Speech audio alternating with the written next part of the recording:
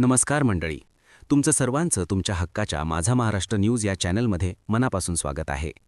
बीड जिल्ह्यातल्या ज्या लढती होत्या त्यापैकी परळीतल्या उमेदवारांनी तर तब्बल 15,000च्या फरकानं विजय मिळवला आणि धनंजय मुंडे यांनी परळी पुन्हा एकदा एक हाती राखली. माजलगावात तुतारेच्या उमेदवारांनी बाजी मारली आणि प्रकाश सोळंकेंना होम ग्राउंडवरच सेटबॅक बसला. गेवरायात बाळराजे पवारांच्या पत्नीनं जिल्ह्यातली पहिली विजयी सलामी दिली आणि पंडित बंधूंना धक्का दिला. धारूरमध्ये भाजपला अनपेक्षित असा निकाल लागला आणि प्रकाश सोळंके यांची प्रतिष्ठा कायम राहिली. तिकडे अंबाजोगाई येथे नंदकेश्वर मुंदळा जिंकले आणि भाजपनं आंबेजोगाई इथेही कमळ फुलवलं. पण खरा ट्विस्ट बाकी होता बीड नगर परिषदेत, कारण इथे भाजपचा उमेदवार सुरुवातीपासून आघाडीवर होता.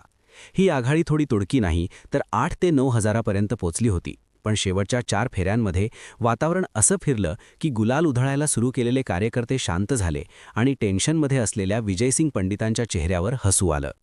जिथे राष्ट्रवादीचे कार्यकर्ते निकालाचे अपडेट पाहत शांत बसले होते, तिथे अचानक पंडितांच्या गटातही जल्लोष सुरू झाला आणि प्रेमलता पारवे ह्या जवळपास 3,500पेक्षा जास्त फरकानं जिंकून आल्या.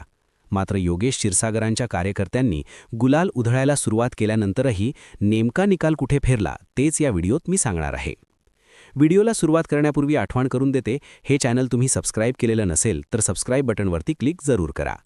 बीड नगरपरिषदेचा जेव्हा प्रचार सुरू झाला होता तेव्हा अनेकांना वाटायचं इथे तुतारी लागेल, कारण विधानसभेलाही मुस्लिम मतदान संदीप क्षीरसागरांना मोठ्या प्रमाणात मिळालं होतं आणि नगरपरिषद निवडणुकीच्या आधी बऱ्याच मुस्लिम पदाधिकाऱ्यांनी राष्ट्रवादी गटात प्रवेश केला होता.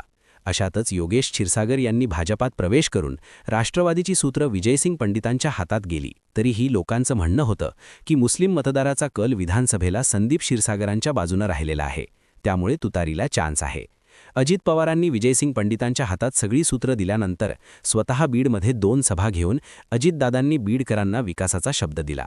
भाजपनं बीडची निवडणूक पहिल्यांदाच लढवली होती आणि भाजपची शक्यता नाही असेही लोक म्हणायचे, कारण बीडच्या नगरपरिषदेत कमळाची सवय मतदारांना कधीच नव्हती. त्यात मुस्लिम मतदार जास्त असलेली ही नगरपरिषद असल्याने भाजप पुढे आव्हान होतं. मात्र तुताली पिछाडीवर गेली आणि भाजपनं निकालाच्या वेळी मुसंडी मारली. मतमोजणी सुरू झाल्यापासूनच भाजपच्या ज्योती घुमरे आघाडीवर होत्या. 8व्या फेरीपर्यंत तर ज्योती घुमरे यांचं लीड हे 8 ते 8.5 हजारांपर्यंत गेलं होतं.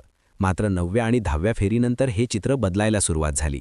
11वी फेरी संपल्यानंतर तर ज्योती घुमरे यांचं लीड हे आधी 5,000 आणि नंतर थेट हजारांवर घसरलं. याचं कारण होतं मोमीनपुरासारखे मुस्लिम बहुल भाग. राष्ट्रवादीच्या उमेदवार प्रेमलता पारवे यांचे जावाई मुजीब यांचा मुस्लिम भागात चांगला होल्ड आहे आणि इथे तुतारीला मिळणारी मते राष्ट्रवादीकडे एक हाती वळली. याच मतांवर तुतारीचा भवितव्य अवलंबून होतं. 11वी फेरी संपल्यानंतर पुढे किमान 25व्या आणि 26व्या प्रभागात तरी भाजप पुन्हा आघाडीवर जाईल अशी अपेक्षा होती. पण इथेही उलटच झालं. प्रभाग 26मध्येही भाजपला अपेक्षित मत न मिळाल्यानंतर राष्ट्रवादीचं जे लीड होतं ते वाढतच गेलं आणि ज्योती घुमरे या पिछाडीवर गेल्या, त्या परत पुढे न येण्यासाठीच. 13व्या फेरीची मतमोजणी जेव्हा संपली तेव्हा भाजपच्या उमेदवार ज्योती घुमरे यांना मिळालेली मते होती 32,333 आणि राष्ट्रवादीच्या उमेदवाराची मते होती 35,211. 3.5 हजारांपेक्षा जास्त मतांच्या फरकानं प्रेमलता पारवे जिंकल्या आणि विजयसिंग पंडितांच्या गटात तासापूर्वापूर्वी जिथे सन्नाटा होता तिथे अचानक जोरदार सेलिब्रेशन सुरू झालं. भाजपला अपेक्षित असलेले वॉर्ड हे हिंदू बहुल होते, मात्र तिथे मतदान मोठ्या प्रमाणात विभागलं गेलं आणि फायदा राष्ट्रवादीला झाला.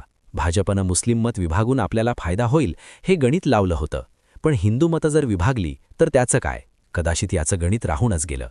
बीडमध्ये संदीप क्षीरसागरांची हवा होती असं सुरुवातीला लोक सांगायचे. अगदी मतदान होईपर्यंत तुतारी चांगली चालली असंही सांगितलं गेलं. विजयसिंग पंडितांवर नाराज झालेले पप्पू कागडे यांनी संदीप क्षीरसागरांना पाठिंबा जाहीर करून राखीव मतांसाठी आयती मदत केली होती. यानंतर तर संदीप क्षीरसागरांनी विजय आपलाच आहे असा पक्का दावाही केला आणि ते निश्चिंत झाले होते. तिहेरी लढत होत असली तरी MIMनंही उमेदवार दिला होता आणि काही मुस्लिम मतं जर MIMने घेतली तर भाजपसाठी ही लढत आणखी सोपी झाली असती. मात्र मुस्लिम मतं राष्ट्रवादीने जास्त घेतली आणि संदीप क्षीरसागरांसाठी हेही अनपेक्षित होतं, कारण संदीप क्षीरसागरांची सर्वाधिक मदार मुस्लिम आणि दलित मतदारांवर होती. बीड नगरपरिषदेत भाजपची निराशा झाली असली तरी गेवराई आणि अंबाजोगाईमध्ये मात्र भाजपनं बाजी मारली. पण हक्काची समजली जाणारी धारूर नगरपरिषद भाजपच्या हातून गेली. बीड जिल्ह्यात राष्ट्रवादीनं परळी, धारूर आणि बीड अशा 3 तर भाजपनं अंबाजोगाई आणि गेवराई या 2 आणि तुतारीनं माजलगाव अशी बाजी मारली. गेवराईत बाळराजे पवारांचं वर्चस्व पुन्हा दिसून आलं आणि पंडित बंधूंना प्रचंड ताकद लावूनही इथे बॅकफूटवर जावं लागलं. पंडित बंधूंनी यावेळी पहिल्यांदाच गेवराईसह बीडमध्ये लक्ष घातलं होता. बीडमध्ये मात्र विजयसिंग पंडितांनी प्रतिष्ठा राखली. बीडच्या निकालावर तुम्हाला काय वाटतं कमेंटमध्ये नक्की सांगा आणि तुमच्या हक्काच्या माझा महाराष्ट्र न्यूज या चॅनलला सबस्क्राईब करा, शेअर करा. तोपर्यंत मनापासून धन्यवाद.